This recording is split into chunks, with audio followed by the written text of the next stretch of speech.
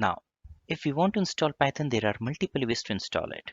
For example, you can install it as a standalone platform, or you can install it using an IDE like Anaconda.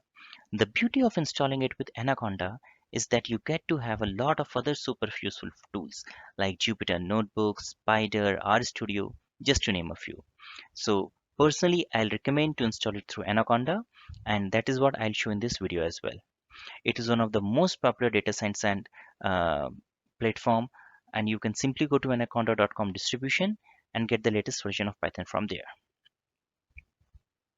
So if you just go to anaconda.com and then you will just go to the bottom of the page. So as you can see, once you go here and then you go to the bottom of the page, you see all the options. So you can download based on your operating system and your machine configuration.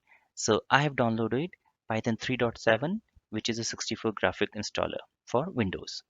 As you can see, there is also a Python 2 version, which is a legacy version, which is no longer supported by Python, and version 3 is the latest version in use, and this is actively supported.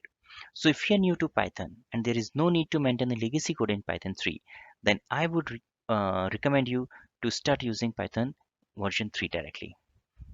Now, once you click here, it will start downloading the installer. As you can see, um, Anaconda installation process is really very easy.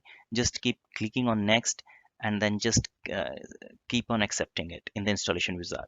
In the interest of time, I'm skipping it, but if you want to have a step-by-step guide, then you can visit my other video, which will cover this entire installation process in much more detail.